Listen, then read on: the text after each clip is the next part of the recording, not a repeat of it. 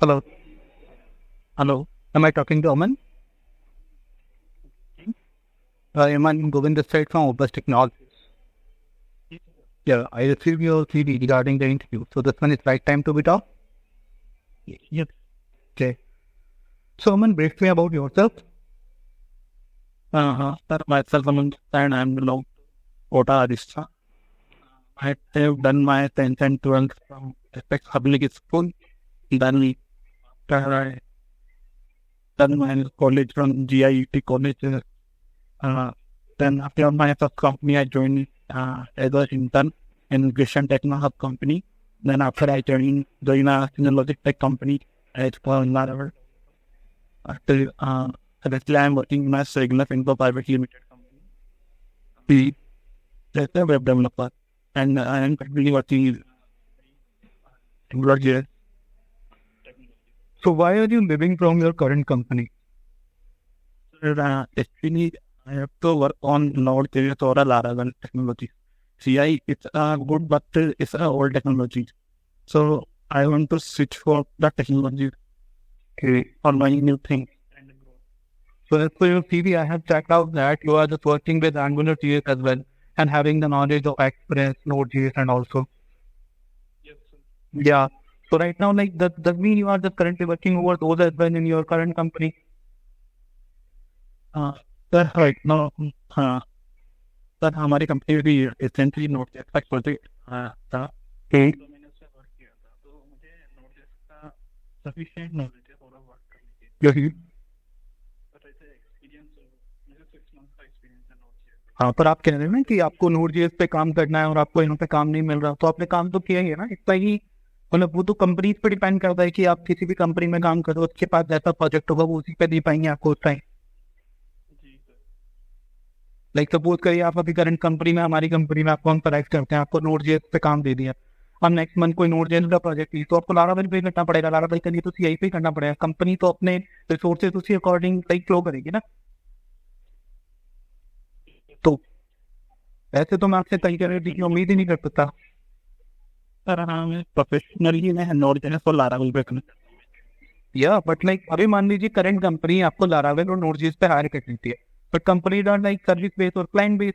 अब सर्विस और client base में क्या होता है, आप अगर प्रोडक्ट बेस्ड कंपनी में जाते हो दैट वाज ओके कि उनका प्रोडक्ट ही React और एंगुलर या फिर Node.js या Laravel पे बना हुआ है, तो वहां पर आपके पास में चांसेस होते हैं कि आपको इसी टेक्नोलॉजी पे काम मिलेगा। पर अगर आप मान लीजिए हमारी कंपनी में आते हैं तो सर लाइक हम लोग कहते हैं हम लोग सर्विस बेस होंगे, क्लाइंट बेस होंगे। ओके, तो आप किसी को सर्विस दे रहे हैं या क्लाइंट दे रहे हैं, दैट मीन्स कि हम लोग उनकी टेक्नोलॉजी पे बाउंडेड है, मतलब जो भी उनका काम होगा उनकी टेक्नोलॉजी पे हमको करके देना होगा। तो सपोज अगर CI पे काम हुआ है तो हम CI भी करवाएंगे, हम आपके CV के अकॉर्डिंग ही जज करेंगे ना उस टाइम पे जब हमने आपको हायर किया होगा कि भाई इस बंदे को CI आता है तो दैट पे CI के लिए ये परफेक्ट है, ठीक है। थोड़ा सा Laravel आता है तो ये Laravel के लिए ठीक है, Node.js आता है तो Node.js के लिए ठीक है, Angular आता है तो Angular के लिए ठीक है। तो वो सारी चीजें तो उसके अकॉर्डिंग डिपेंड करेगी। सर एक्चुअली क्या है, मैं भी इसलिए स्विच कर रहा हूँ क्योंकि मुझे टेक्नोलॉजी पे न्यू टेक्नोलॉजी पे वर्क करना है। मेन रीजन यही है, यहाँ पर वर्क है नोड नहीं होता, यानी कि ट्रैफिक कम है। तो मैं भी आपसे यही कह रहा हूँ कि कोई भी कंपनी, आप कभी भी किसी भी कंपनी के अंदर ज्वाइन करते हो तो श्योरिटी तो आपके पास तभी होगी ना जब आप उसके अंदर प्रोडक्ट बेस्ड कंपनी में जा रहे हो, क्योंकि वहां पर फिक्स टेक्नोलॉजी होती है कि भाई हम इंडियन टेक्नोलॉजी पे हमारा प्रोजेक्ट है तो आपको इसी टेक्नोलॉजी पे करना है। बट अगर आप सर्विस बेस्ड या क्लाइंट बेस्ड कंपनीज के अंदर जा रहे हो तो वहां पर तो ऐसा नहीं होगा ना। हम तो आपके CV के बेस पे, आपके सैलरी के बेस पे सारी चीजें देखेंगे कि यार उस टाइम पे अपन ने इस बंदे को इसलिए हायर किया था कि इसको ये टेक्नोलॉजी आती है तो अपन इस रिसोर्स को यहाँ पे यूज कर सकता है। तो वो तो अगर आगे 2 महीने बाद में कोई प्रोजेक्ट नहीं है मेरे पास, तो फिर मैं आपको अगर CI पे डालूंगा तो फिर आप रिजाइन करोगे। जी सर, वक्त हाँ करंटली अगर वर्क करना हुआ तो सर करूँगा जरूर सर, ऐसे कोई मना तो नहीं करूँगा। लेकिन बट आप फिर आप करंट कंपनी कैसे मना कर रहे हो अगर आप ऐसे ढूंढ ही रहे हो तो।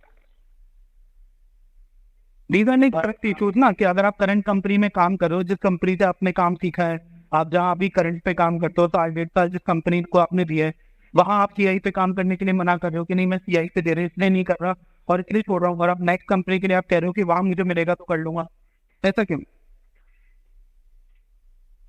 एक्चुअली सर मेरे को हाँ मुझे न्यू टेक्नोलॉजीज पे वर्क करना पसंद है। जैसे मैं Laravel पे मैं प्रीवियस कंपनी में वर्क कर रहा था, तो Laravel is good with compare to CI। तो उसमें क्या है कि हमें जब मेरे अभी करंटली, जैसे मैंने करंटली ऑफिस रीड आउट करना चालू किया है लारावेल को, तो धीरे धीरे करके मैं जो मैंने पढ़ा था, जो भी मैंने सीखा था लारावेल में, धीरे धीरे करके मैं उसको भूलता जा रहा हूँ इस तरीके से। और अगर इन फ्यूचर देखा जाए तो अधिकतर जो कंपनीज है और लारावेल से अधिकतर वर्क कर रही है, यानी कि न्यू टेक्नोलॉजी पे शिफ्ट हो रही है अधिकतर कंपनी। आज भी लाइक गूगल और फेसबुक है, वो लोग एंगुलर काम में लेते हैं, जबकि रिएक्ट जेएस आ गया तो वो लोग अपना फ्रेमवर्क थोड़ी चेंज कर देंगे। यूट्यूब है आपका एंगुलर के ऊपर बना हुआ है, रिएक्ट आ गया तो वो लोग वो थोड़ी करेंगे, उनको तो उसी पे रहना पड़ेगा ना, क्योंकि उनका सिस्टम बाउंड है वहां पे। तो वहां मैं आपका स्विच करने का रीजन नहीं समझ पा रहा। मैं कैसे श्योरिटी लूं कि अगर करंट कंपनी के अंदर हमें, मान लीजिए मेरे पास अभी नोड जेएस का प्रोजेक्ट था, मैं तो आपको नोड जेएस अच्छे लगे, मैंने नोड जेएस के लिए हायर कर दिया, बट समाउ लाइक मेरे पास कोई का प्रोजेक्ट आता है तो मैं तो अपना रिसोर्स उसी अकॉर्डिंग मूव करूंगा। फिर आप मना करोगे, फिर आप रिजाइन करोगे, तो उस टाइम पीरियड के अंदर आप अपना भी टाइम खराब करोगे और हमारा भी। मतलब कोई वैलिड रीजन नहीं है ना चेंज करने का। एक वैलिड रीजन दो कि हाँ लाइक सर मैं अपनी सैलरी ग्रोथ चाहता हूँ, सर मैं ये चाहता हूँ, बट लाइक टेक्नोलॉजी स्विच करनी है, दैट मीन्स किसी भी कंपनी के अंदर आप ये तो जाके कह नहीं सकते।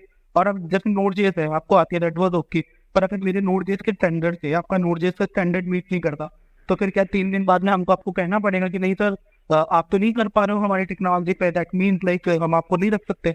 ऐसा नहीं होता ना, कंपनी तो उसी के अकॉर्डिंग रिसोर्स मूव करती है कि ठीक है इसका नोड जेएस पे नहीं हुआ तो थोड़ा लारावेल का काम देते हैं, लारावेल पे नहीं हुआ तो चलो सीआई का दे देते हैं। मल्टीपल टेक्नोलॉजी का यही तो फायदा होता है।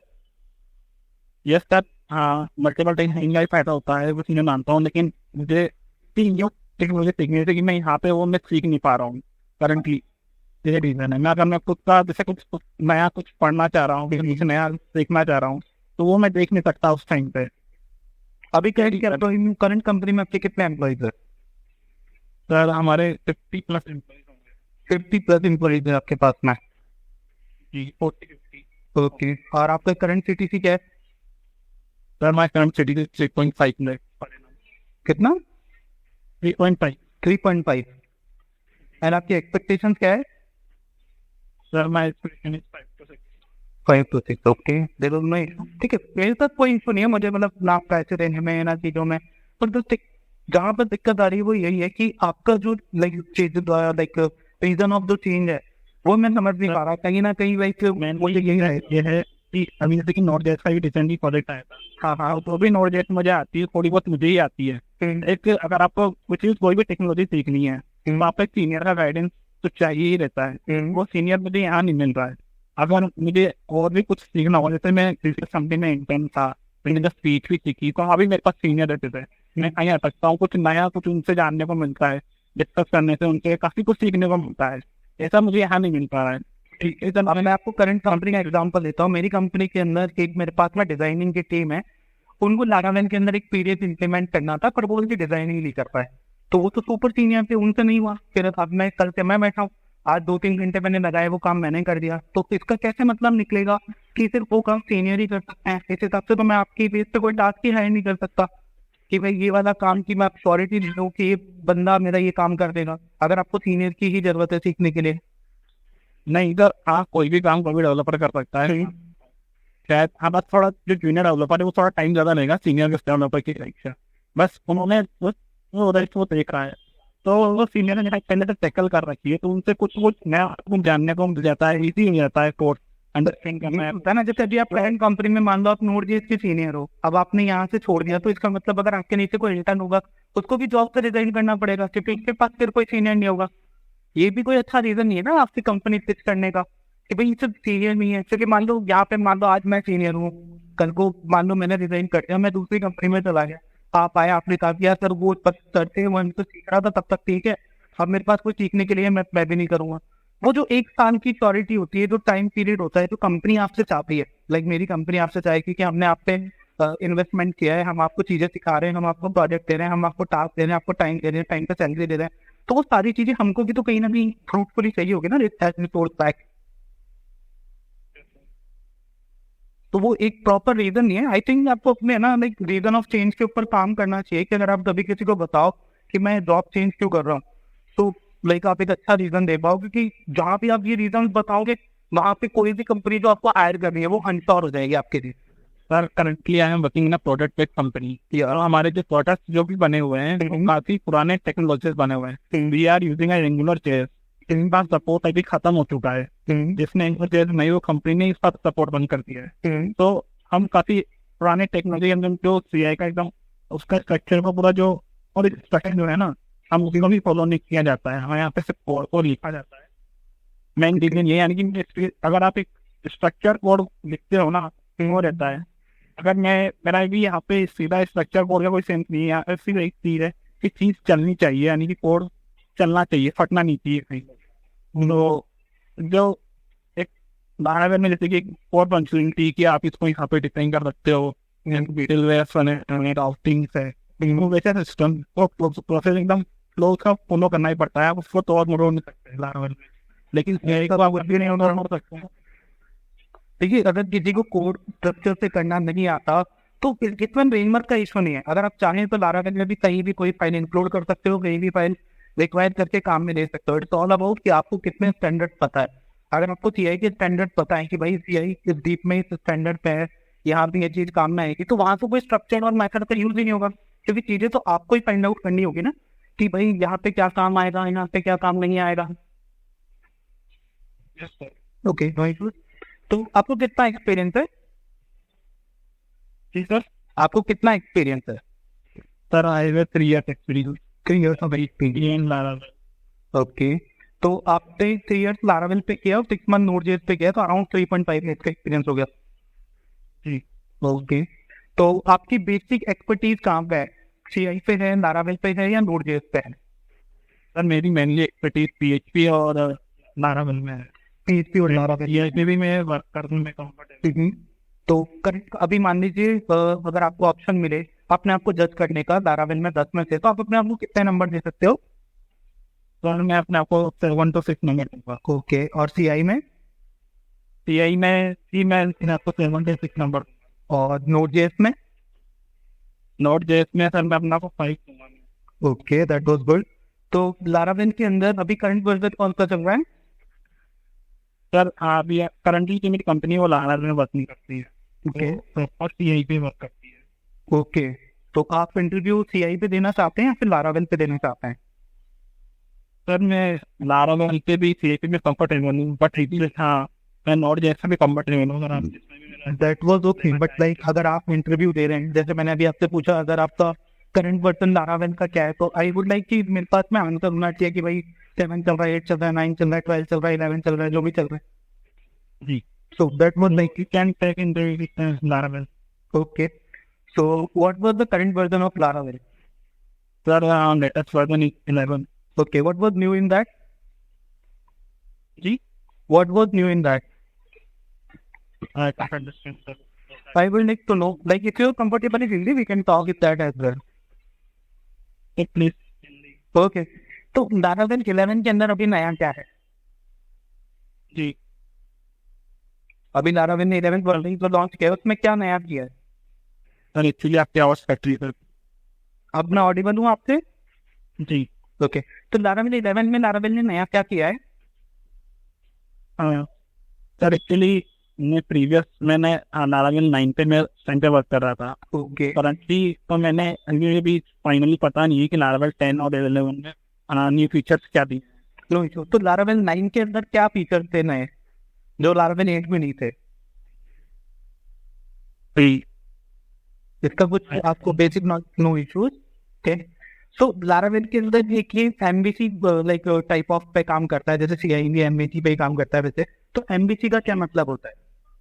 Sir model view controller is version. Model जो है वो होल्ड करके रखता है आपकी क्वेरीज को, आपके मॉडल के आपकी जो टेबल का स्कीमा है उसको होल्ड करके रखता है। Controller is used to for request for server side and view is for a client side.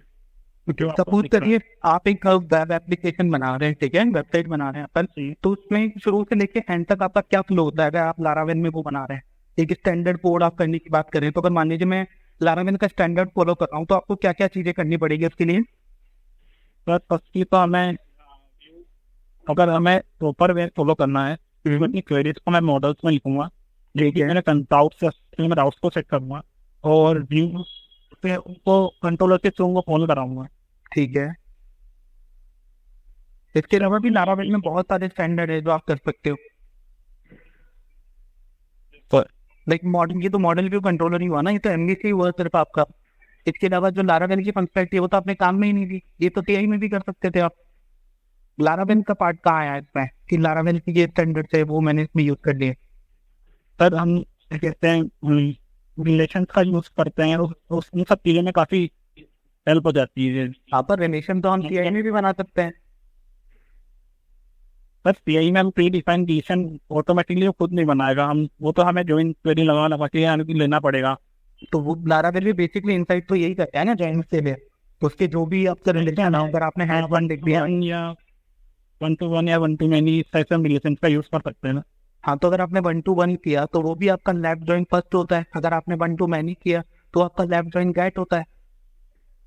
Actual में होते तो यही है, मतलब उन्होंने इनसाइट तो यही कर रखा है अपना अंदर। जिसे करते ही रखा है। हाँ, तो लिटरली न्यू लारावेल का एक स्टैंडर्ड बताओ कि हाँ अगर मेरा कोई प्रोजेक्ट है तो मैं लारावेल में करते टाइम उसको इन चीजों को करूँगा। एक प्रोसेस प्री डिफाइन इसमें मेनली हमारे पास कंपोजर रहता है, तो हम प्री डिफाइन लाइब्रेरी तो इसमें इजीली इंक्लूड करा सकते हैं, इनमें इधर कॉल करा सकते हैं। जैसे कि रेजर पे का कंपोजर है या अदर टाइप से मिलेडिशन या स्पार्टी है, तो अलग टाइप का कंपोनेंट है सर। स्मार्टी फॉर परमिशन, मैंने स्मार्टी का यूज किया था, बट उसमें ये आता है sir permission roles and permission roles के अकॉर्डिंग हम परमिशन देना चाहते हैं किसी को, तो उसमें उसका यूज आता है। तो ये बेसिक फंक्शनैलिटी वैसे भी अवेलेबल होती है पाइवट टेबल के थ्रू, तो उस पर हमको पैकेज यूज करने की क्या जरूरत है? सर वो आप पे डिपेंड करता है कि हम किसका यूज कर रहे हैं। हाँ, पर बेस्ट भी क्या है, स्टैंडर्ड क्या है? सर मैं स्टैंडर्ड में अगर स्मार्टी का मैंने यूज कर रखा है उसको मैं यूज प्रेफर करूँगा, क्योंकि मैंने फर्स्ट टाइम जब मैं प्रीवियस कंपनी में था तो मैंने उसमें रोल्स एंड परमिशंस के अकॉर्डिंग उसमें तो बनाया था, तो तब मैंने स्मार्टी का यूज किया था बट स्मार्टी में जो उसका सही नहीं लगा, यानी कि मुझे हर एक पे फंक्शनैलिटी देनी थी कि इसे एडिट करने का या ऐड करने की फंक्शनैलिटी, या डिलीट भी कर पाएगा नहीं कर पाएगा, तो उसके लिए मैंने फिर खुद का कस्टम ही बनाया था। ओके, इस टाइप से। तो कस्टम बनाने के लिए आपका क्या फ्लो होता है? सर मैंने एक फंक्शन बनाया, एक तो मिडलवेयर टाइप मैंने बनाई थी क्लास, जो तो चेक करती है यूजर को था उसका फर्स्ट तो उसका मॉड्यूल रहेगा, जो भी मॉड्यूल उसने एक्सेस कर रखा है। मैंने राउट के बेसिस पे चला था, राउट में उसका राउट में अगर उसका मॉड्यूल की उसकी एक्सेस है तो उसमें मॉड्यूल का एक्सेस चेक करेगा वो, फिर उसके बाद वो जो भी रिक्वेस्ट कर रहा है कि क्रिएट की, एडिट की, डिलीट की, तो उसको चेक करेगा वो, फिर वो कौन से रिक्वेस्ट कर रहा है मॉड्यूल। इस टाइप से मैंने उसको सेट करके बनाया था। लारावेल में सर्विसेज क्या होती है? जी, सर्विसेज सर लारावेल में प्री डिफाइंड कुछ सर्विसेज रहती है, जैसे कि मिलेडिशंस की, ये सर्विसेज थोड़ी होती हैं। जी ये सर्विसेज थोड़े होते हैं। लारावेल में सर्विसेज का क्या यूज होता है? सर्विसेज, ये सर्विसेज थोड़ी है प्री डिफाइंड वैलिडेशन वगैरह। ये तो आप मॉड्यूल से किसी भी मॉडल को उठा के ले आए, आप उसको काम में ले लिया, उसका इंस्टेंस बना लिया, वहाँ पे आपने यूज कर लिया।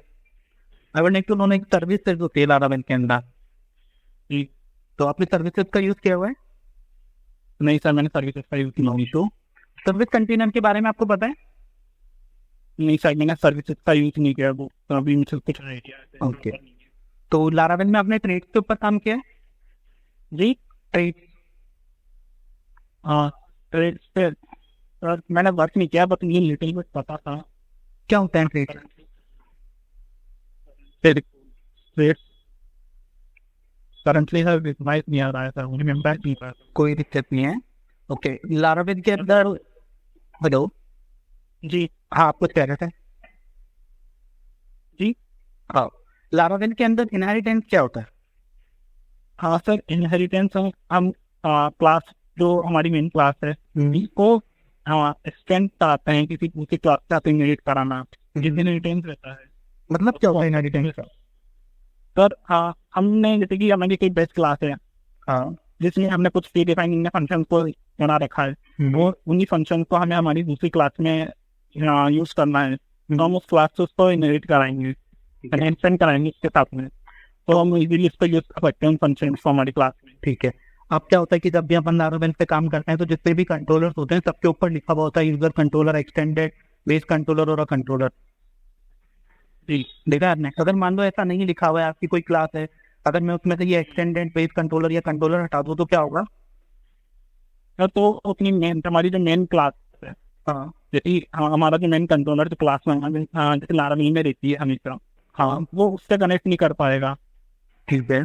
तो उस रीजन से हमारे पास जो लारावेल के प्रीडिफाइंड फंक्शन जो भी है, उनको हम यूज करने में हमें प्रॉब्लम आएगी।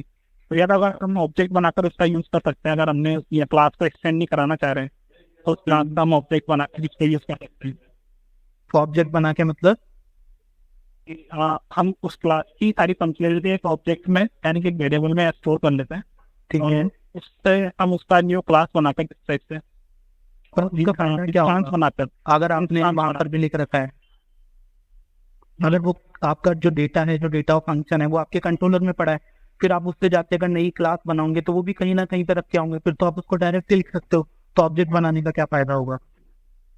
एक ऑब्जेक्ट अगर आप हम एक्सटेंड कराएंगे तो ज़्यादा सही रहेगा। वैसे अगर ऑब्जेक्ट बनाकर हम मल्टीपल क्लास को ऑब्जेक्ट की तरह इनहेरिटेंस ज़्यादा सही रहता है सर, यानी कि ठीक है। तो अगर आपने एक तो इनहेरिटेंस का यूज किया, वहीं पर आप हेल्पर का भी यूज कर सकते थे, तो दोनों में क्या डिफरेंस है फिर? सर हम हेल्पर में सर हम हमारे जो कोड मल्टीपल जगह पे यूज आने वाला है हम वही लिखते हैं हेल्पर में।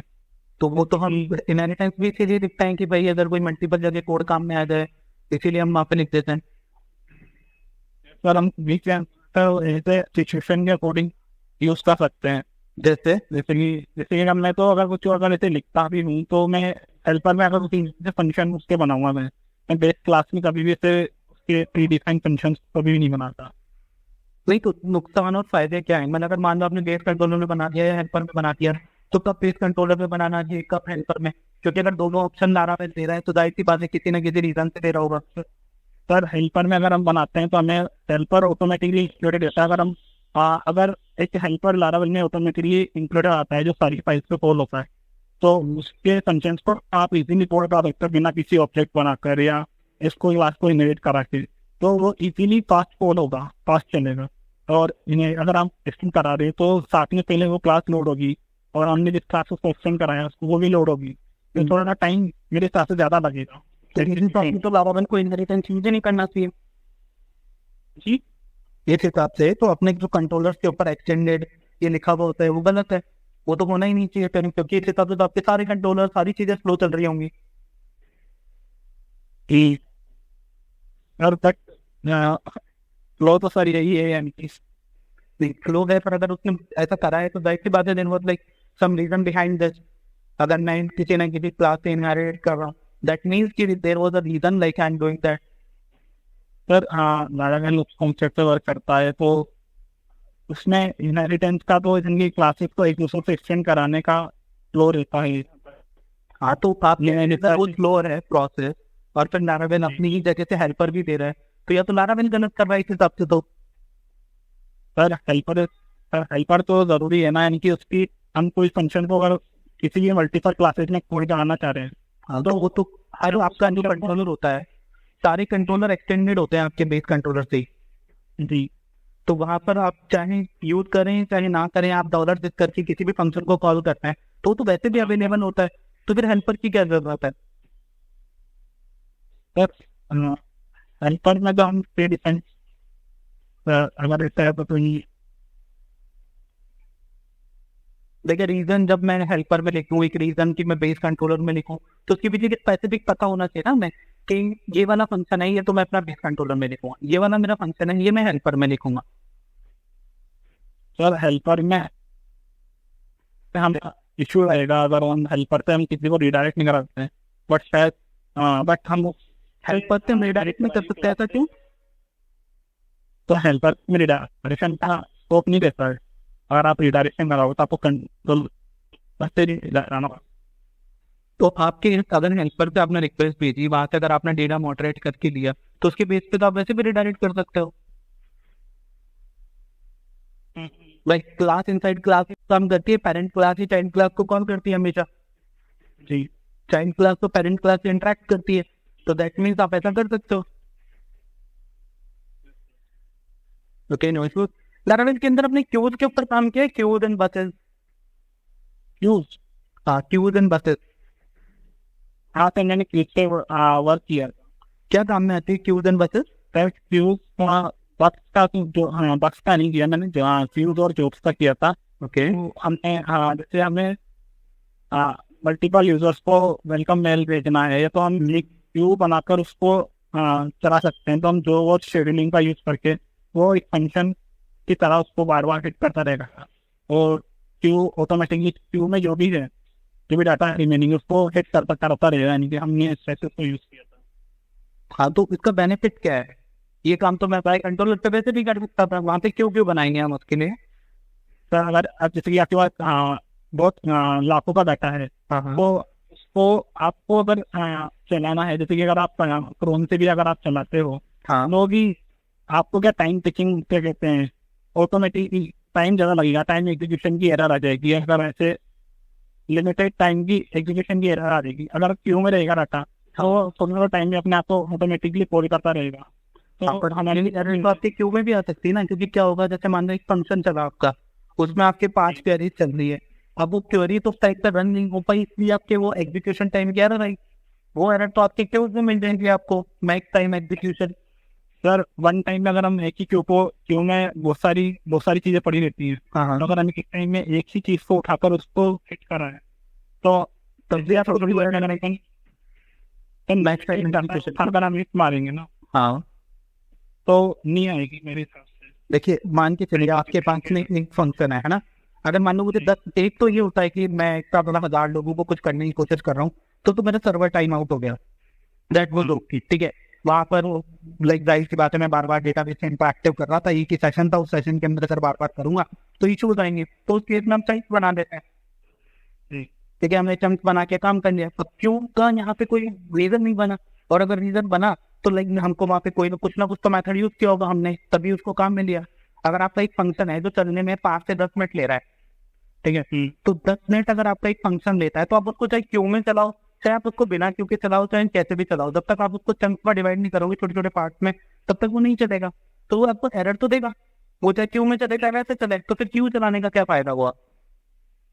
सर अगर हम जैसे कि अगर हम डाटा अगर हमारा डाटा है, अगर हम जैसे किसी को वेलकम मेल भी लगाने में हाँ, आप लिमिट लगा के लिमिट लगा के हम उसका यूज कर सकते हैं। लिमिटेड डाटा हम गेट करके और उसके थ्रू अगर हम चलाते हैं, तो क्या आई थिंक क्या इफेक्ट ही पड़ेगा उससे। तो ये जो आपने लिमिट लगा के किया, वो आप बिना क्यू के भी कर सकते थे। अगर मान लो मैंने एक बार में एक डेटा निकाला और मैंने भेज दिया, तो मेरा एग्जीक्यूशन का एरर नहीं आया। पर मैं कह रहा हूँ कि अगर मान लो आपका वो जो फंक्शन है वो भी टाइम टेकिंग है, तो वो तो चाहे क्यू में चले चाहे आपके बिना क्यू के चले, आपको दोनों टाइम ही एरर देखने को मिलेगी, जो कि होती है मैक्स एग्जीक्यूशन टाइम एरर। जी, ठीक है, वो आप PHP ANI के थ्रू सेट करते हो, वट एवर इट इज। तो अगर हम ऐसा कर रहे हैं, तो वहां पे क्यू की कोई रिस्पॉन्सिबिलिटी नहीं बनी, फिर क्यू क्यों काम में लिया मैंने? I would like to know कि हाँ, ये जो पार्ट है ना, इसलिए मैं क्यू को करता हूँ। क्योंकि अगर आपको मल्टीपल लोगों को मेल्स भेजनी थी, तो आप इवेंट भी बना सकते थे, आप लिसनर्स बना सकते थे, आप लाइक कहते हैं उनको ऑब्जर्वर्स बना सकते थे, you can do multiple things. पर क्यू ही क्यों बनाई? तो क्यू बनाने के पीछे एक रीजन होना चाहिए। सर वाराबिल का प्री डिफाइन जो यूज है इसके लिए mean server easy to use होगा और फास्ट होगा वो। पर जैसे लारावेल के अंदर अगर आप प्री डिफाइंड फंक्शंस पे जाओगे, तो उसके लिए तो आपको पहले PHP आर्टिसन क्यू लाइक आपको जॉब क्रिएट करनी पड़ेगी, फिर एक डिस्पैचर बनाना पड़ेगा, डिस्पैचर से आपकी जॉब फॉरवर्ड होगी आपके जॉब्स के अंदर, जॉब्स में एक हैंडल पर ऊपर फंक्शन लगा होगा, फिर उस हैंडल फंक्शन को आप कॉल करोगे, फिर वो हैंडल फंक्शन कुछ टेबल के अंदर डेटा स्टोर करेगा, वो फेल होगी तो अलग टेबल में स्टोर होगा, पास होगी तो अलग टेबल में डेटा जाता जाएगा, फिर वहां से क्यू उठाकर उनको मूव करती रहेगी। तो ये छोटा काम हुआ, ये तो बड़ा बड़ा आपका वो है। और ऐसे अपने डायरेक्ट मेल भेज दी। I would need to know कि बेसिक आपको पता होना चाहिए कि क्यू एक्चुअल में कब काम में लेना है। एक मतलब एक प्रोसेस के यहाँ पे मैं काम में नहीं, क्योंकि अगर देखा जाए तो Q is the lengthy process actually, क्योंकि आप उसके लिए 4-5 चीजें एक्स्ट्रा कर रहे हो ना। और अगर ऐसे आपको शायद कंट्रोलर से भेजनी होती, वो मेल वाला फंक्शन कॉल किया, काम हो गया। तो क्यों क्यों काम में नहीं हमने, मैं ये जानना चाहता हूँ क्यों का क्या मतलब होता है, क्यों काम में लेते हैं। सर हाँ, आज की साथ मुझे पता नहीं। कोई दिक्कत नहीं है। लारावेल में शेड्यूलर पे काम किया आपने? जी शेड्यूलर क्या काम में आता है? सर, हमें कोई फंक्शन को किसी टाइम पे कॉल कराना है, तो शेड्यूलर का हम उसको शेड्यूल कर सकते हैं कि इस टाइम पे वो कॉल हो। ठीक है। शेड्यूल का यूज करते हैं। तो हर शेड्यूलर फंक्शन का कोई सिग्नेचर होता होगा। जी सिग्नेचर क्या होते हैं ये? हाँ सर, मुझे पता नहीं seriously। कोई दिक्कत नहीं है। तो एक चीज है कि जैसे अगर मान लो आपने एक शेड्यूलर बनाया और वो एक टाइम पे फंक्शन को कॉल करता है, वो सेम चीज आप अपने सर्वर के ऊपर एक क्रोन बना के सेट कर सकते थे, वहां से नहीं कर सकते थे। पर दोनों में क्या डिफरेंस है, क्या फायदा है आपको शेड्यूलर बनाने का? सर शेड्यूलर में जैसे कि नेक्स्ट एग्जीक्यूशन की, जैसे कि पहले आप बताते रहे error, तो आप इसी चीज में अगर हमें टाइम टेकिंग होगा तो हाँ अगर किसी के लिए अगर वो शेड्यूलर चला है किसी रिक्वेस्ट के लिए, हाँ उसमें कुछ भी तो उसके लिए वो वहाँ रुकेगा नहीं। अगर थोड़े टाइम बाद वापिस जैसे वो चलेगा तो वो अगले वाले के लिए चलने लग जाएगा। अगर मान लो हम एक साथ ही उनको हिट कराते हैं, तो अगर वो किसी एक के लिए भी अगर आती है तो वो प्रोसेस वहीं रुक जाएगा।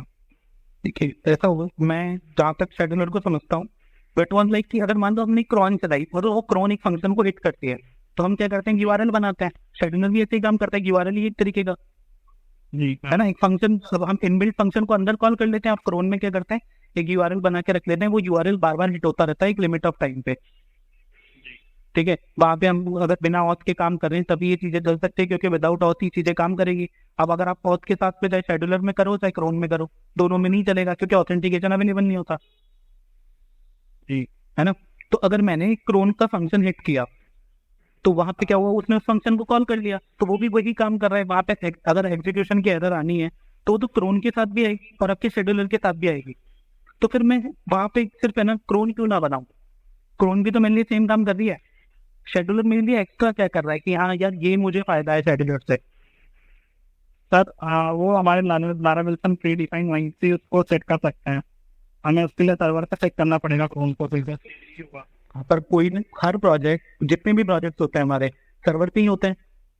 जी और लाइक सबका की पैनल होता है, सबके लिए हमारे पास में है। तो क्यों लारावेल को परेशान करना, हम तो क्रोन भी सेट कर सकते थे। I would like to know कि ये चीज सर सर्वर से एक्स्ट्रा कर रहा है लारावेल शेड्यूलर में, तो हमको उसको यूज करना होता है, क्योंकि सारी चीजें आपके लिए सर्वर कर सकता है, पर कुछ एक्स्ट्रा चीजें जो लारावेल प्रोवाइड करा रहा है, so that's why we are using that. तो वो चीजें क्या है? सर, लारावेल में ऐसे एरर लॉक ही रहते हैं, तो हम उस एरर को लॉक कर सकते हैं किसी रीजन से वो आई है। हाँ हम सर, तो जैसे अगर आपने कोर BHP पे काम किया होगा, तो हम लोग क्या करते हैं, हमारे पास में एक फाइल राइट का ऑप्शन होता है हमेशा। तो हम लोग तो जो भी एरर्स आती है वैसे भी फाइल में राइट करवा के रख सकते हैं, तो मैं डायरेक्ट उसमें लॉक करवा लूंगा। और चलो एरर लॉग में एरर तो अगर आपके क्रोन के थ्रू आए चाहे आपके शेड्यूलर के थ्रू आए, वो दोनों में हमेशा रहेगी, दोनों टाइम आपकी लॉग्स वाली फाइल में ही जाएगी। तो उसका भी कोई इनिशियल बेनिफिट नहीं निकलता कि भाई शेड्यूलर से ये फायदा होता है। भाई दोनों टाइम पे लॉग, वो जो फंक्शन बना हुआ है वो आपके लारावेल के अंदर ही बना हुआ है, क्रोन भी उसको हिट कर रही है और शेड्यूलर भी उसको हिट कर रहा है। तो दोनों टाइम पे क्या होगा, जो लॉग जनरेट होना होगा वो तो लारावेल में ही होगा।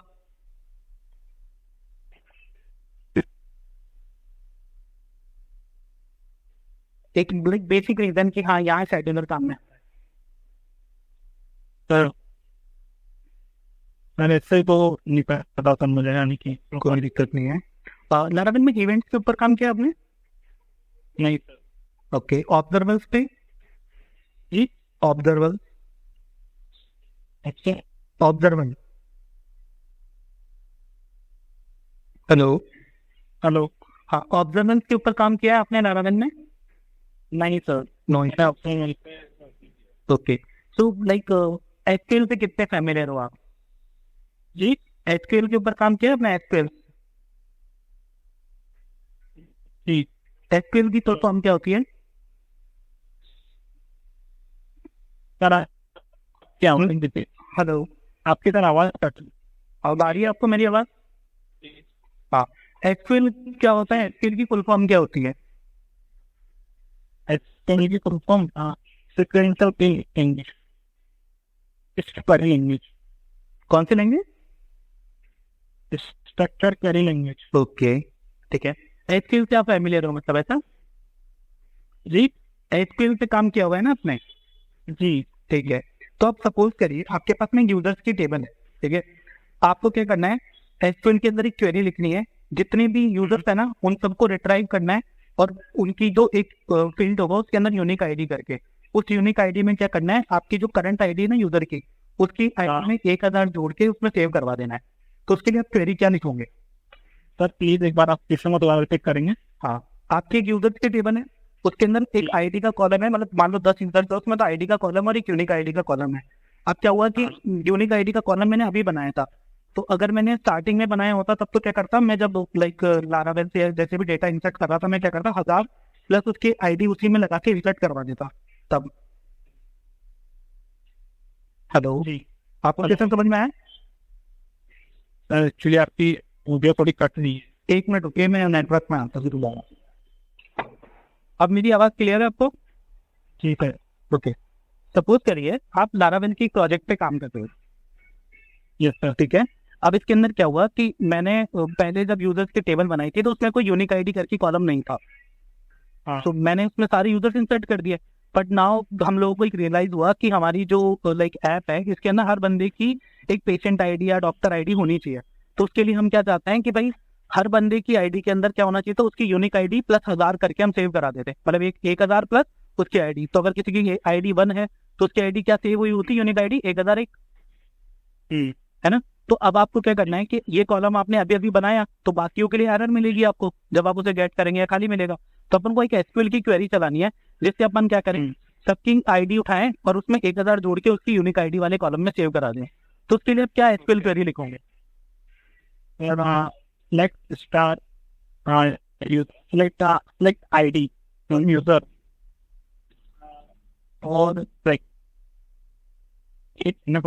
अपडेट की, फिर इसके अंदर अपडेट की क्वेरी को सेट करना होगा सर हमें। हाँ, पर अब इसमें ये होगा कि अगर आपने सारी आईडीज गेट कर ली तो एसक्यूएल के अंदर तो ये आपकी दोनों क्वेरीज एक साथ काम नहीं कर पाएंगी।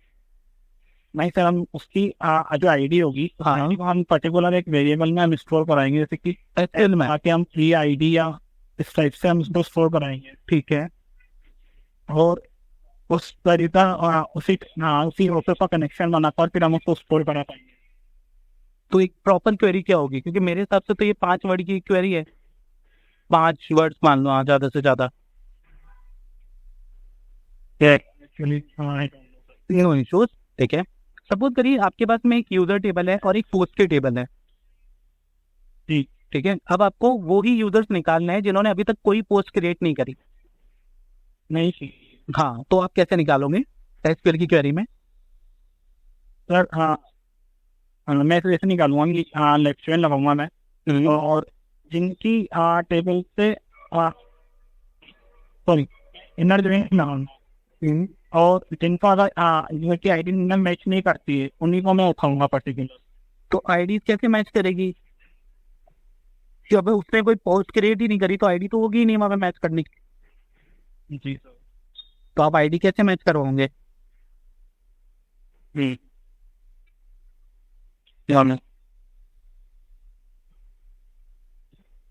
मैं लिख सकता हूँ सर, यानी कि बस थोड़ा मुझे ढूंढना पड़ेगा इसे।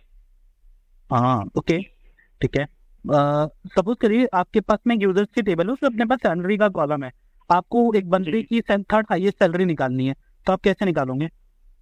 थर्ड हाईएस्ट सैलरी निकालनी है हाँ। बंदे की, तो सर मैं next star from user salary जो भी टेबल का नेम है मैं गेट करूँगा, और ऑर्डर बाय लगाऊंगा मैं, ऑर्डर बाय सैलरी कॉलम, और लिमिट इक्वल टू 1 वरना ऑफसेट पास कर दूंगा मैं 2, तो मेरे पास थोड़ा हाईएस्ट पर्सन की सैलरी इनकी मिल जाएगी। 1,2 करने से मिल जाएगी आपको, इससे तो आपके 2 रिकॉर्ड निकल के आएंगे। सर आपको थोड़ा हाईएस्ट सैलरी चाहिए ना अपने, हाँ। सर ये भी हमारी टेबल की सैलरी कॉलम। हाँ हाँ तो मैंने ऑर्डर बाय लगाया सैलरी का, हाँ वो सेंडिंग ऑर्डर में, हाँ। तो लिमिट मैंने कर दिया 1 की लिमिट 1 एक ही आना चाहिए, और ऑफसेट 2 को छोड़कर आए, हाँ, तो तीसरे पर्सन थर्ड हाईएस्ट सैलरी में मिल जाएगी। अगर आप इस क्वेरी को चलाओगे तो आपके पास एक्चुअल में जो रिजल्ट आएंगे वो कितने आएंगे, 1 आएंगे या 2 आएंगे? सर एक ही हाँ एक ही आएगा। एक बार आप एक बार क्वेरी ये दोबारा रन करके देखना, आई होप आपको क्वेरी समझ में आएगी। किसी सिंगल बंदे की क्वेरी, वहाँ सिंगल बंदे का रिकॉर्ड ही तो निकालना है ना। हाँ, सिंगल बंदे का रिकॉर्ड निकालना है। हाँ, तो सर यही मेरे हिसाब से ठीक रहेगा। Okay, what ever it is, okay. ठीक है, अब आपके पास में क्या है, एक मान लीजिए एक बंदा है, ठीक है, आपको निकालना है उसका डेटा वीकली बेस पे। जी ठीक है, इस वीक के इसके टोटल कितना रिकॉर्ड्स हैं। जैसे मान लो एक यूजर है जो हर वीक कुछ ना कुछ पोस्ट क्रिएट करता है, तो आपको उसके वीकली बेस पे रिकॉर्ड निकालना है कि इस वीक इसके 7 रिकॉर्ड इंसर्ट किए थे, इस वीक इसने 10 रिकॉर्ड इंसर्ट किए थे। उसके लिए अपन क्या करेंगे? Hello. Sir, I have a request to sir, actually मैं अभी ऑफिस में ही हूँ, ओके, तो मैं इंटरव्यू कितना थोड़ा वीक चलेगा मुझे जानना था। Okay, no issue. आपका नाम क्या था? Aman Gupta. Aman. Okay, Aman, no issues. Like interview is almost done from my side. You can go now. Like I will submit your feedback to the HR. She will call you and let you know. Okay sir. No issue. Thank you, Aman.